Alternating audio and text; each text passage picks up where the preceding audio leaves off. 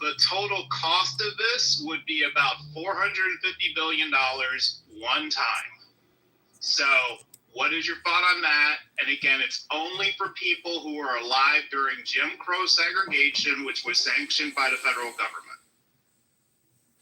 I think if you were alive and you have a grievance, you have a much better case. I am sympathetic to the reparations that were paid out to Japanese that were interned. My objection to slavery is based on who is complaining about the grievance. If you were not impacted directly, I would not give you a penny.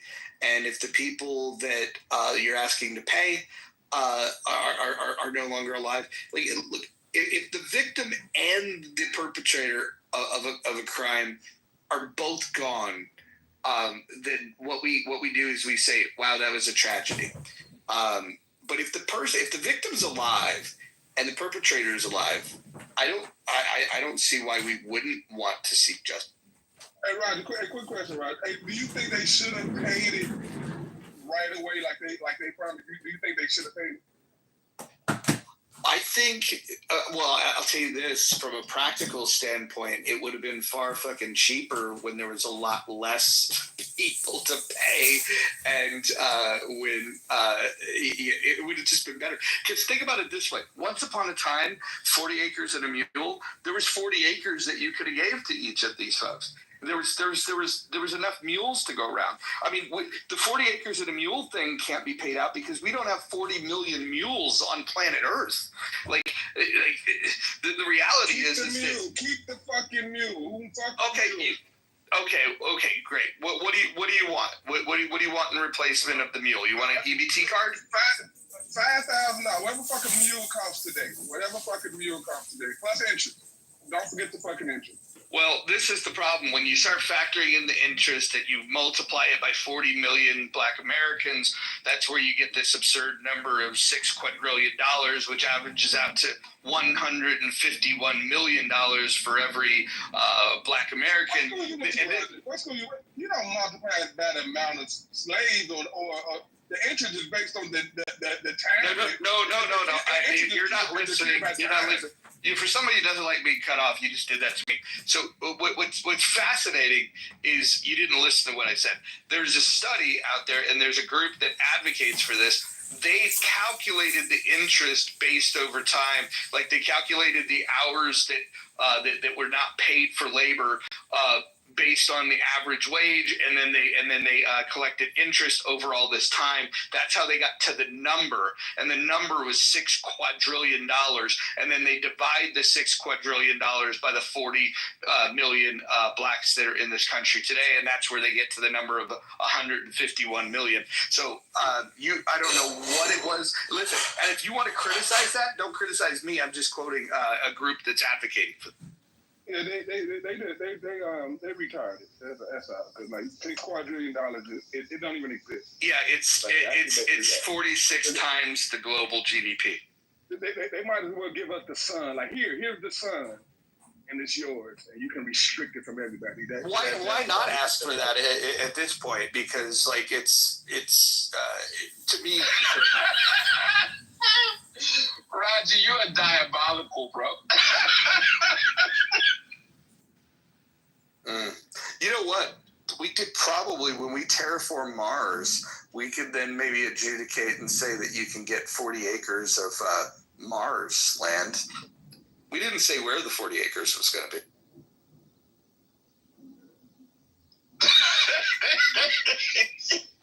You said, why not ask for the sun?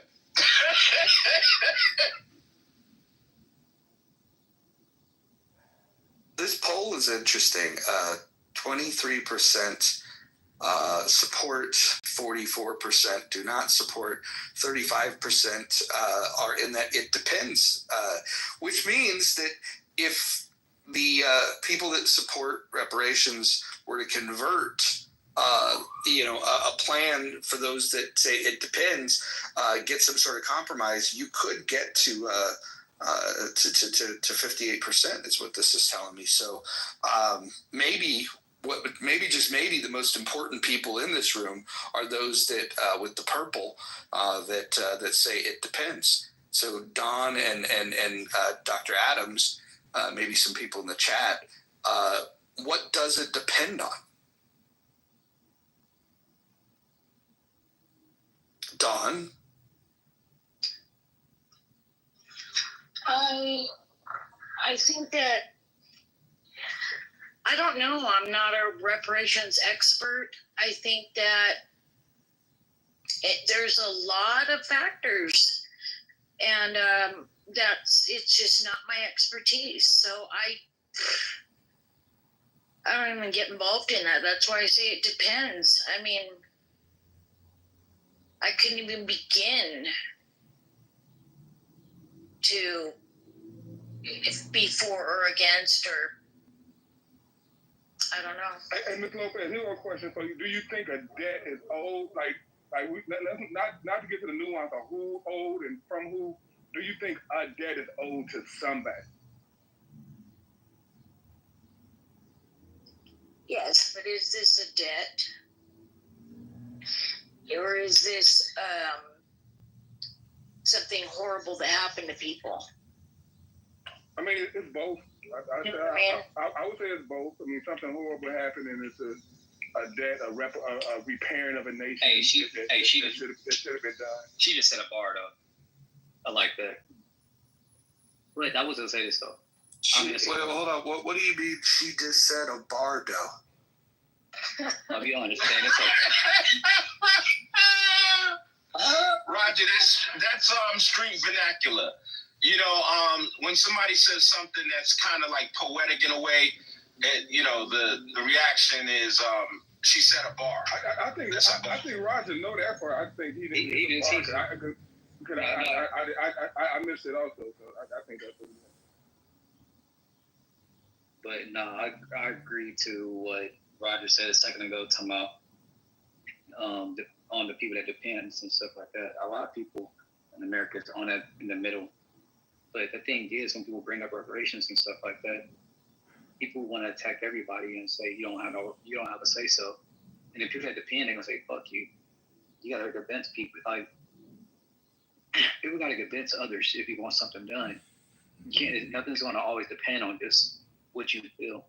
Tony, nothing like people gotta wake up on that. Tony, I got a question for you. How many slaves do you think there were brought to America? I have to do my research. I'm not one of the people. I'm not. Under 300,000. Yes. I don't know. One thing, if you realize about anything about me, I'll say logical stuff. I'm not one of the people that say, "Oh, the history said this and the number said this." Okay. I do my research. Tony, what does your research say about the amount of slaves that were taken to Brazil? Again, I have to do my research on the exact number. Yeah. I mean, I've always found it fascinating that Brazil, there was 10x the amount of slaves taken to Brazil than there were to the U.S. And for some reason, and I've never, ever, and I mean never, ever, heard anyone on Clubhouse talk about the reparations that are owed to people in Brazil. I've never heard this. That's because you're not listening. The Caribbean. Tony, I know you think your voice means more than that, but I'm talking. But the Caribbean do have a reparation movement going that more than likely do include Brazil, and they are, from my understanding, a lot closer to achieving their goals than Black Americans are. Well, the thing is, Mojo, is that a lot of people don't even know about that. They don't know about the sugar cane and different things like that. They think only happened in America. That's why you don't realize I'm speaking on it. But a person like me that knows about the Caribbean, that everything happened in the Caribbean, different things like that. So Tony, on a scale from 1 to 10, on a scale from 1 to 10, one representing that you know nothing about the transatlantic slave trade, and 10 means you're an expert and know everything about it. Where would you put yourself on that scale from 1 to 10? I'm in the middle. I'm not saying I know everything. I'm not a dumbass. A dumbass only say he knows everything. And dumbass is the only person that's make it sound they know they talk. So 1 to 10, where do you rate yourself? I said a 5. A 5. Okay, a 5. Interesting. And So I'm not going to bring up articles and say, oh, this article said this in 1858. This I'm not about to do all that. but were you aware that 10 times the amount of slaves were taken to Brazil than the U.S.? The Queen did that. Yes, in Spain. I know a little about Actually, no, it was Portugal. So I would give you a 4. that. Okay, well, give me a 4. I was close. 10 times the amount of slaves were taken to Portugal? No, from Portugal to Brazil. From Portugal. Yeah, because you got to realize that over 12 million slaves, from what they say, over 12 million slaves were brought from Africa. 300,000 landed in North America, what we call the United States. Basically, the other almost 12 million landed throughout the Caribbean islands in South and Central America. That was beforehand, right? Before anything, they was over there in the Caribbean with the sugar canes and stuff like that. Went back to the Queen to get more boats and different things like that, found cotton. Then ran off with the money that they owed the Queen, and that's what started the war with us. And Can I just point out that I'm really unhappy with this poll feature? The fact that I don't have the option to turn off who said what in this poll, I think it should be anonymous. And I think everyone should write to Paul and Rowan to let them know that that feature needs to be changed. The other thing is the math on here is just not mathing. We've got 3 choices and we've got a total of 102%. I mean, this is basic shit that they can figure. I mean, I don't understand, much about coding, but I feel like I could, with help from ChatGPT, I could code something that adds up numbers. Amen, Mojo. And while we're at it, because it's probably a high school, sorry, Don, I'm going to finish real quick. It's probably a high school coder that they got to do this. They're just throwing paint at the wall. Like, let's charge them $5 thing. Albeit, the whole reason why people vote a lot is to be anonymous. And again, this is the hill I'm going to die on. How can they charge anybody? I don't care if it's $5 a month or $1 a month when they can't find a 19-year-old coder who can figure out how to actually enable all users to delete any message in your back channel that you no longer want, and therefore does not indicate you have 5 messages, 7 messages, 6 messages. They don't do that because they have to keep the shiny thing in front of us to keep engaged. Also, I wanted to add to this, these votes or these polls, they stay on your bio, which I wasn't aware until I looked at my bio. I think you should have the option for deleting them. Right, at least that, right? I think what they're going to do with these polls, I think they rolled this out rather than just a feature to amuse us. I think what they're going to do is they're going to go look at these polls and then they're going to aggregate some of this information and they're going to put it together and sell it as market research to people that are interested, especially when it comes to politics. I think like something like this, like a poll on reparations, this won't be the only poll on reparations, but then they can go and search out keywords, and then they can put all of this, for anybody that would want to buy this type of information. Market research is expensive, so yes, they will do that, no doubt.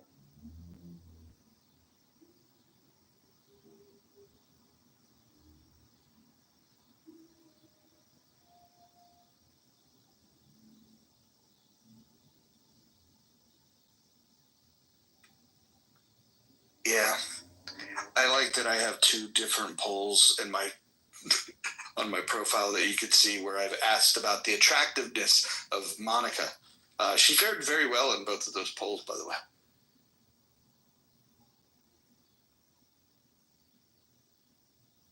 Are we done with reparations? Can we move on? Can we talk about something else? Please. What do you want to talk about, Hakima? Shit, we can talk about toenails. I was just trimming my toenails while I was on mute. Good reminder, I have to get a mani-pedi today. I just got Where do you go to get this done? Do you go somewhere fancy? I have nowhere particular, and I don't get them painted or anything. I just like to get, pampered once in a blue moon. Just your neighborhood spot, it's, I think 17. Does it seem crazy? $17 to just get your nails done without getting them painted? Does that seem high? I don't know. Maybe it's California price. I think that's reasonable. Are they throwing the toes in at that price? Oh, no. So, Manny Patty, again, no paint, no polish, $45 out the door. Yeah, Yeah, that's pretty good. And a good pedicure, they're going to give you the good old fashioned massage down at the calf, all the way up to the calf. It's pretty cool. Yeah, I'm a big believer in getting pampered. When I lived in the Bay Area, I used to drive out to Cupertino from the East Bay to this spot that had you put your feet in the water and they'd have these fish that would like pull the dead skin off your toes. And I did that like once a month, and then there was a news report that said that place had been closed down because people were getting like infections from it. So I dodged a bullet. I never got an infection, but I always thought it was cool that you could, like pamper yourself with fish.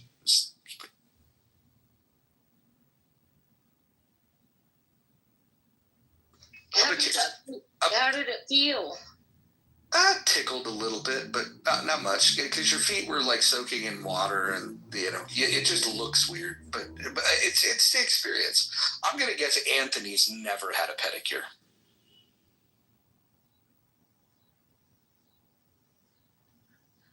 Anthony, do you ever let other people touch your feet? If I had to bet, it would be a definite yes for Anthony. I hope he answered. Hey, I ain't gonna lie to you either. I go where I have like my mimosa and stuff like that. Do you allow men to rub your feet? No, you cannot. Roger, do you and Anthony ever get like scalp massages? I mean, assuming if you're bald. I'm not bald. I got hair. I was asking the bald PTRs. Oh, the bald PTR. Oh, okay.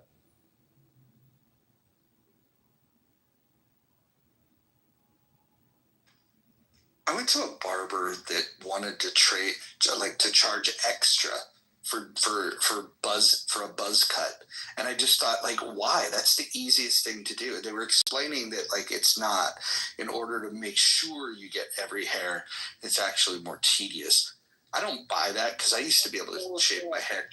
Yeah, I could shave my head myself. Like, I was pretty good at doing that. I keep my hair.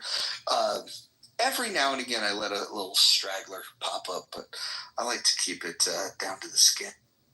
That's bullshit. I've been doing hair since '92, and I'll tell you, that is bullshit.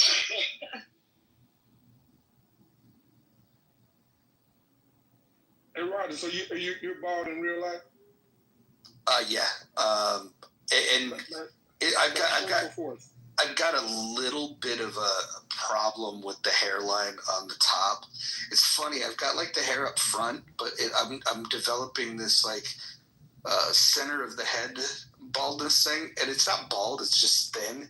And so sometimes I'll grow it out and then just wear hats. But like I just don't like the hairline. Like typically I take it all down. In the wintertime, I might go with like a like a mid skid fade, and let some hair persist on the top, just because it keeps you a little warmer. Yeah, I wore a bald head all through the '90s when I was as a teen. I wore a bald head, but now I got dreads. I might be going back bald again, because my dreads so long that they pulling on my dreads, so it's thinning my scalp out. So I might just cut it all off. And I can't imagine having a fucking haircut going to the barbershop every week. So it's either dreads or bald. A haircut that took precision is the flat top. I remember doing those. Those take a hot minute, yeah.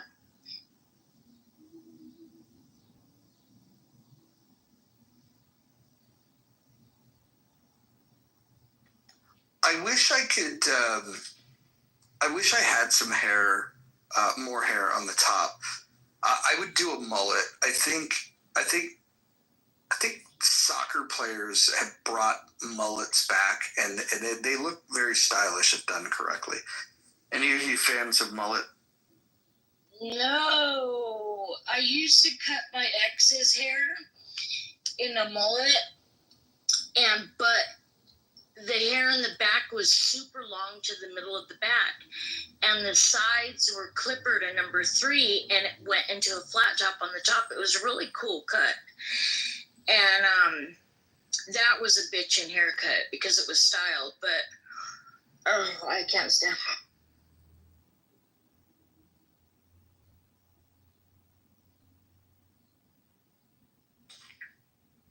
The haircut you just described is the haircut of choice for about 75% of the roster of pro wrestling in the mid 80s for Jim Crockett Promotions. It was kind of in the Mid-South area. Like that was a very popular style. Like super long in the back, shaved on the sides, and then styled on the top. Yep.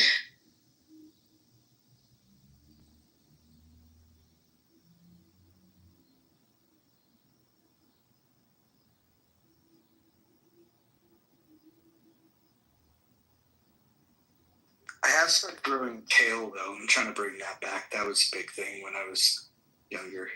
So I'm bringing back the tail. Yeah. I haven't. You know what? I haven't seen those in years. I had a ducktail. Yeah, once it's long enough, I'm gonna braid it and I'm gonna put beads in it. I had that too. On the school, I would braid my hair. Not break up, don't thing.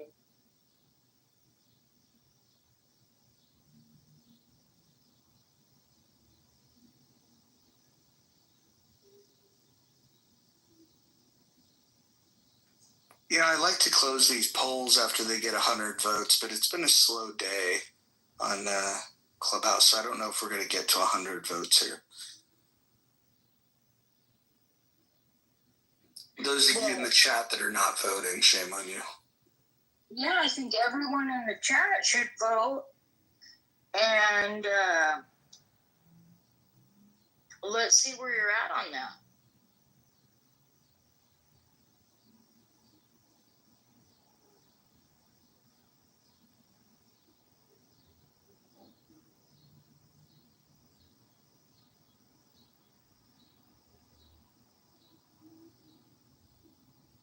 We got another one.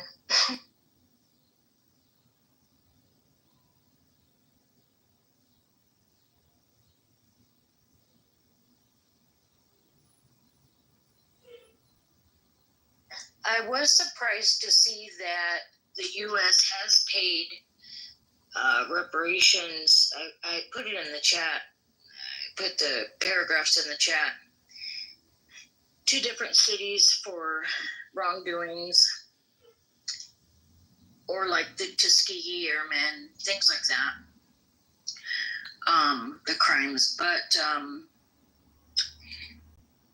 I don't know how this is going to go. I have no idea. The legalities and the amounts and everything. No idea. I mean, it seems like something that is on the face of it, like just completely illegitimate, the idea of reparations for slavery. And what it really indicates is like some sentiment against what the law or the government are really supposed to be about. Like they're not about doing good, okay, or being fair in the most generic sense. There is space for other people in society to do that. They're about addressing wrongs that have some kind of legal basis for addressing those wrongs. And slavery is never going to come under that. You know, it just can never come under it. It's just both because it was legal and because it was legalized by the government we inherited it from. Okay, if you want to say making it legal was wrong and is the fault of somebody, okay, that's the British king. That's not us.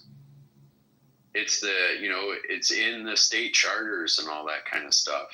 It's not something the U.S. government did.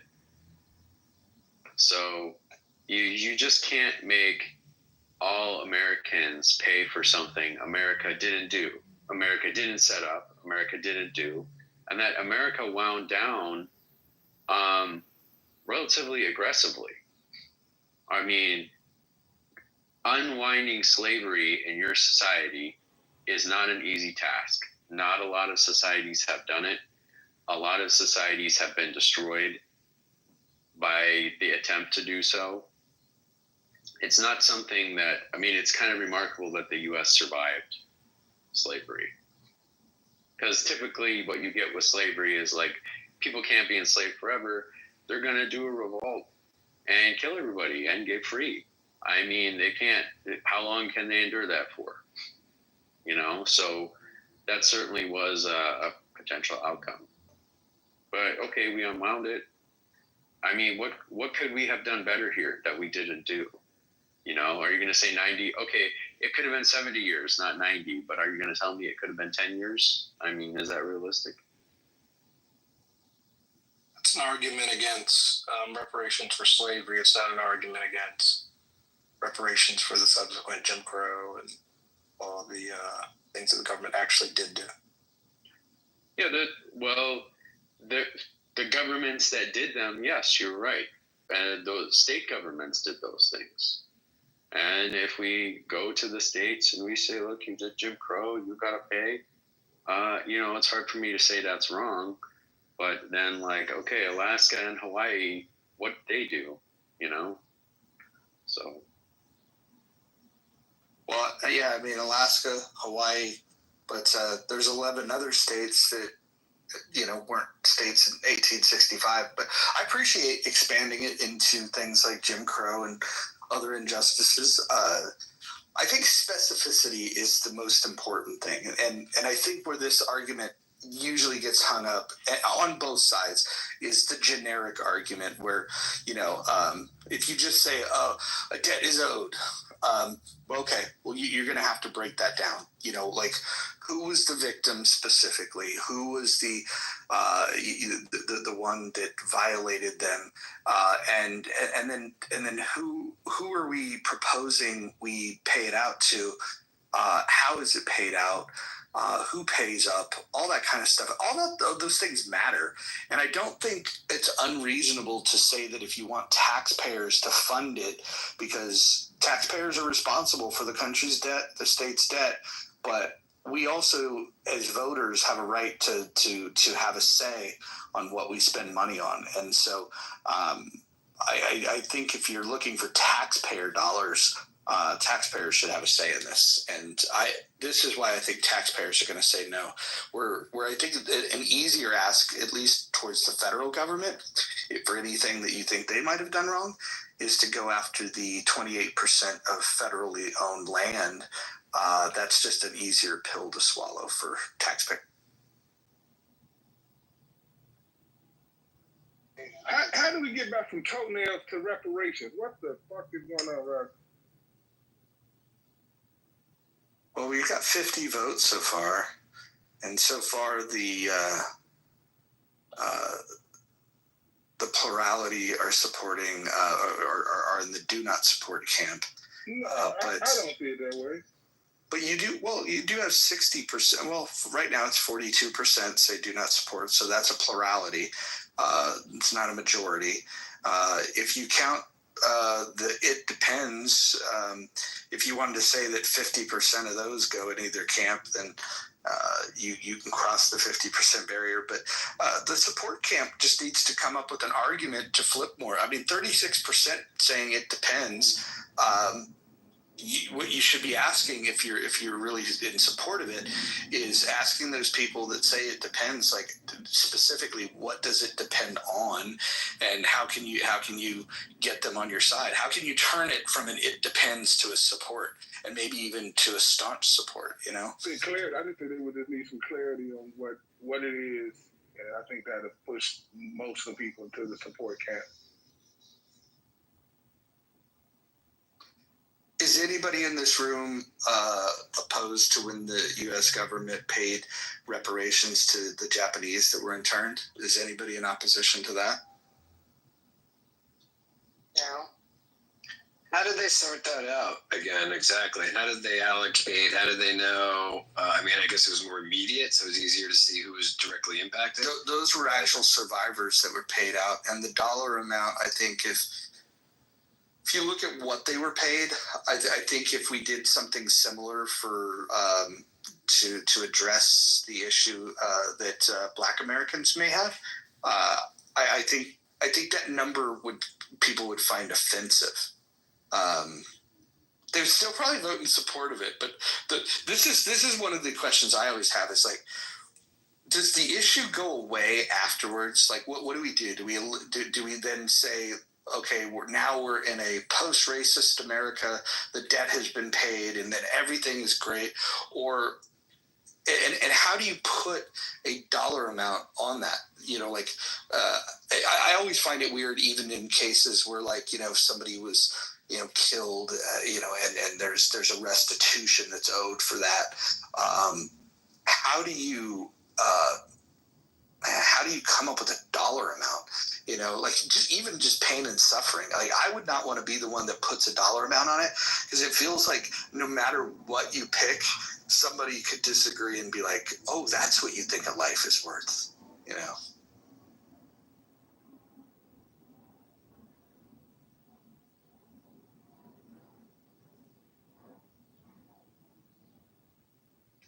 I mean, it won't go away, even with Japanese people, right?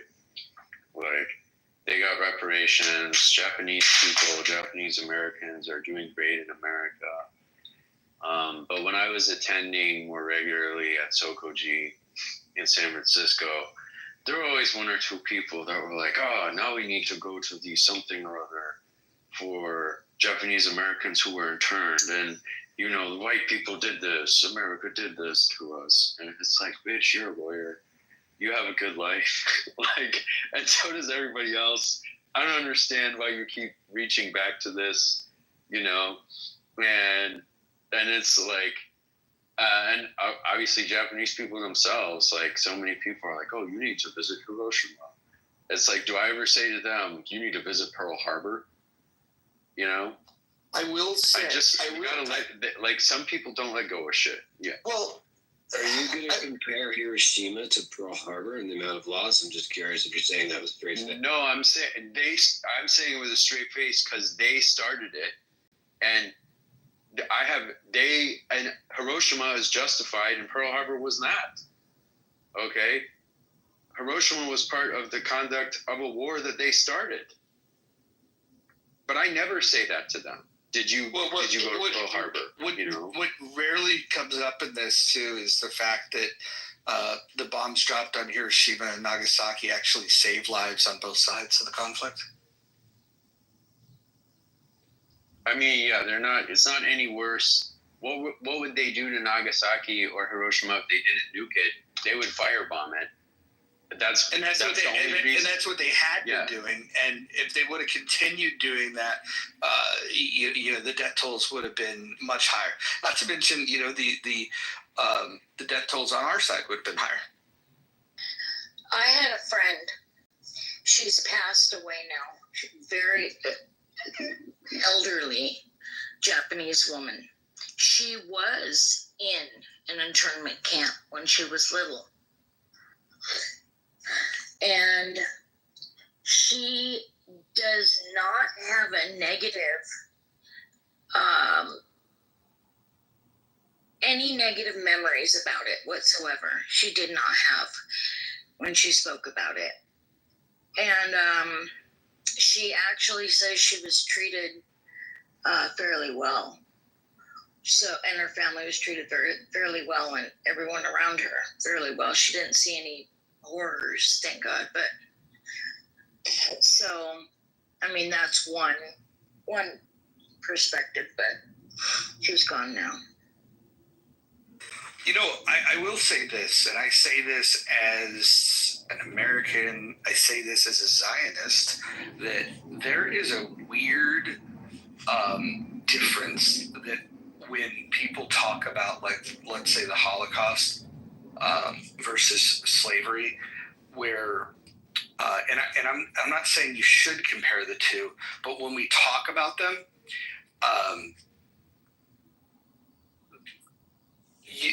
you're allowed to talk about like questioning, the thought of reparations for slavery. Like I talk about it all the time.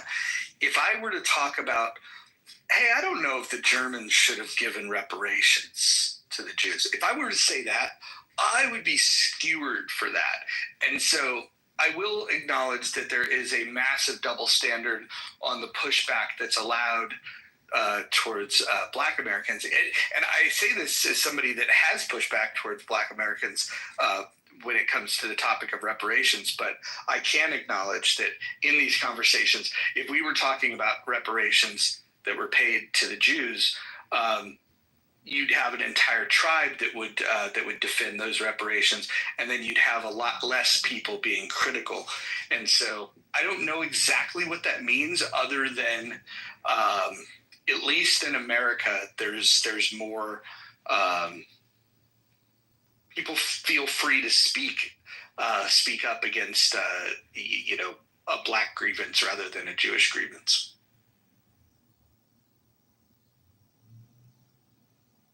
Do you see that differently? I mean, I agree on some level, only in that I think the Holocaust attracts far more extreme views. Because on the one hand, there are people who would crucify you or skewer you for saying maybe Germany should not have paid reparations. But there are also people who would tell you, well, it wasn't 6 million. Auschwitz was actually a nice place, right? I don't see people going around saying slavery didn't happen, or slavery was actually good, or, well, once in a while you do see those people, but it's far less common,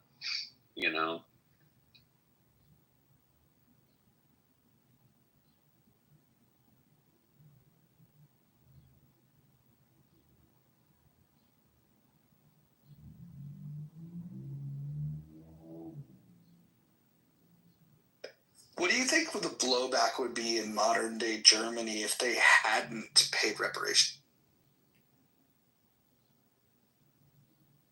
Wow. What would they even think about that? Maybe now, because of Gaza, there would be a strong contingent because of pro-Islamism basically in Europe. There would be a strong contingent opposing reparations to Israel. Or they would try to put earmarks on them with condition.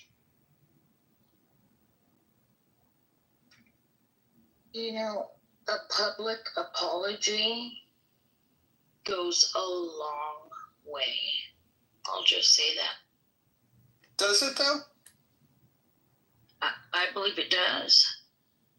For some it does. For some it's meaningful, right? Recognition. For some it's just like, fuck, they could have just said that.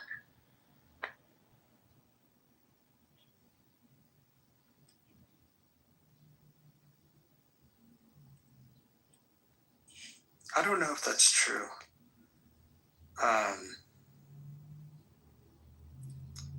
So I'm looking this up. So Bill Clinton expressed regret over slavery and America's role in the transatlantic slave. There's just quotes. Going back to a time before we were even a nation, European Americans received the fruits of the slave trade, and we were wrong for that. George W. Bush said, one of the greatest crimes in history and a sin.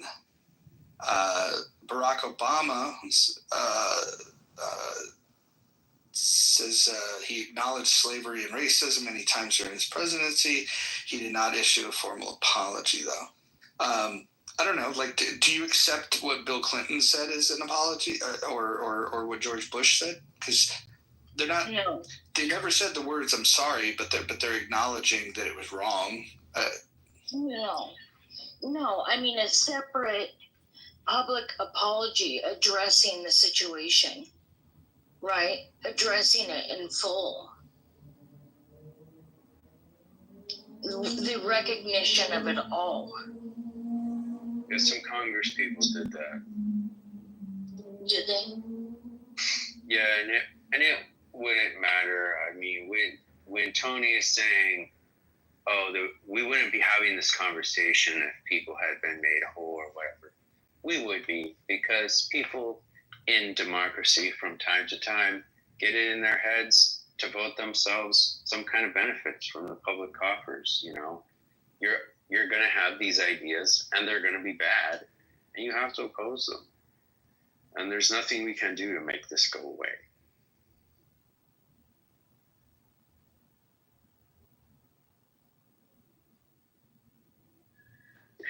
In 100 years, there will still be black people saying, I should have got reparations. Just hopefully fewer people will listen to them.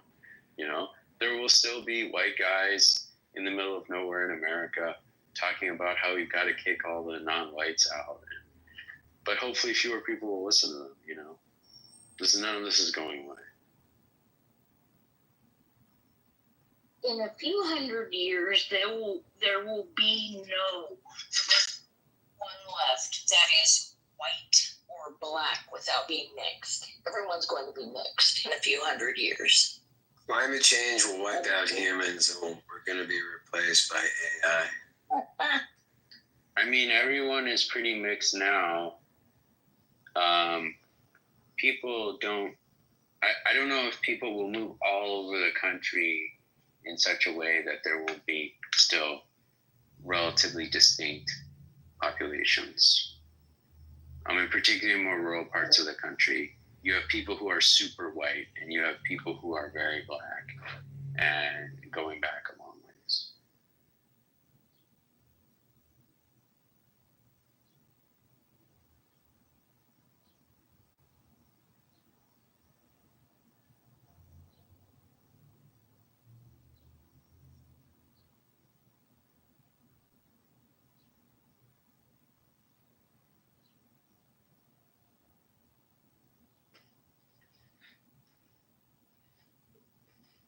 Jason, what do you think is the most evenly balanced topic on Clubhouse? If you were trying to index for, getting people in a room where the conversation would be equally balanced, is there a conversation that exists like that?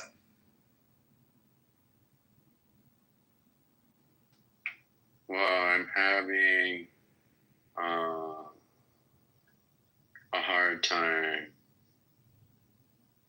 articulating balanced. Does it mean like you would get roughly the equal populations on both sides of the issue? Does it mean you would get relatively calm, balanced discussion?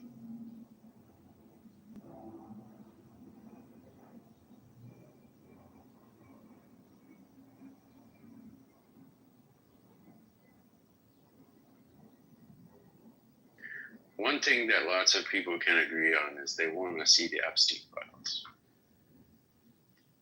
This is true, but I think the reason why people want to see it is pretty bizarre.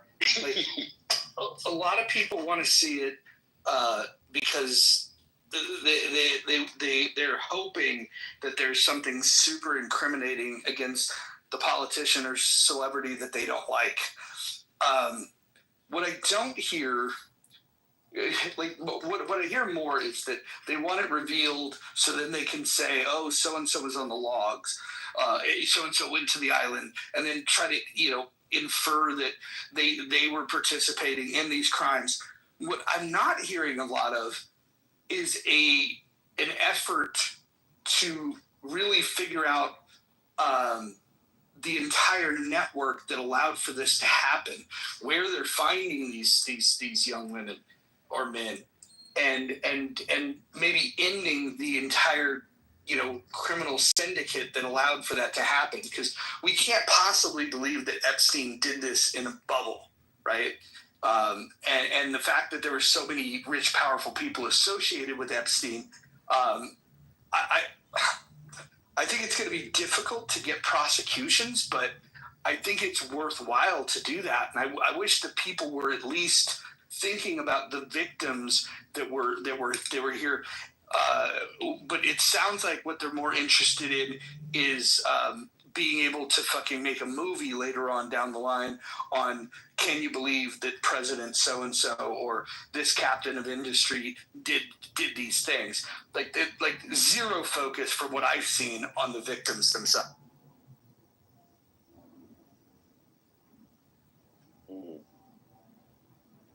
Yeah, another thing is like the Epstein video, right? I mean, CBS did some coverage of it, and for once I read a liberal news source and was like, this is some biased nonsense. Like, they just did some balanced and factually oriented coverage, and they're like, look, you can't see the staircase in this video, so no, you don't know if anybody went up there or not. There's a few other things they looked at. I mean, that shit's fascinating. And the hard reality is we're not going to find out the truth. Maybe no one will find it out. Certainly none of us alive today will be around when the truth surfaces. And that's a sad thing. It's just like JFK, MLK, some of these things do not get revealed.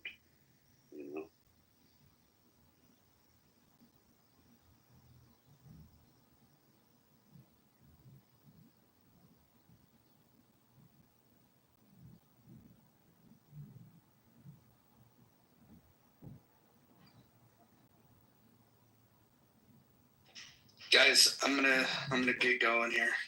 We'll talk later.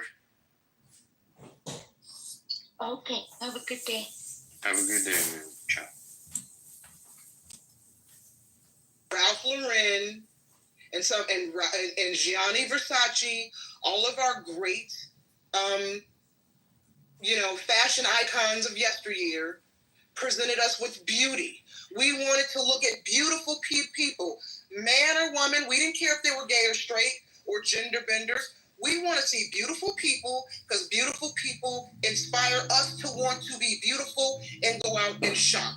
We don't want to see fat asses. We don't want their identities and their zipper tits and their dicks cut off talking about we're selling and shit like this. We don't want to see this weird shit, all right? And so, shout out to American Eagle. Now, we're going to go in order. Shay, you came up first. Then we're going to go to Dr. Mitch. Shay, did you have anything to say, sis? If not, we'll go ahead and go to Dr. Mitch. Well, welcome to the stage, Shay. Great fucking room. Thank you, Lex. Welcome to the room, Lex. Everybody cash in your pink tickets. Go ahead. Yeah, I was commenting on what you were talking about earlier. It's about why there is this action. In her eyes, the reason why is because we want to punish the population. It means that she doesn't know any other reason, and this is the reason that she was given, and she goes to her conclusion based on this.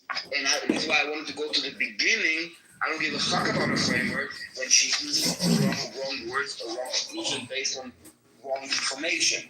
So I want to think. Yeah. But that's what I'm telling you. Like, it's not about whether she has the information or not. I mean, I defend Israel not based off all of the But how can, but it's crazy. But Simon, punishment is about intention. It's like the word murder. If someone is dead and you call it murder, and I call it an accident or self-defense, then it's not about the framework. It is there are facts at the end. And but if you're basing your framework, though, that's what I'm trying to explain to you. You're no, it's about facts. If I went, no, but it is about facts. It's not about facts. It is about facts, guys. I'm sorry. It is about facts. If I go and I stab you in the street, if I go and I stab you on the street, hold on. It's about what you're trying to say. Let me just finish one sentence. And then I will listen. I care about if I stabbed you because I saw you in the street and I hate you, it is murder, okay? It's not self-defense. Yeah, it's very clear. And calling it self-defense is without... Yeah. So one, Bima is still back in the room, so I don't want to speak for her.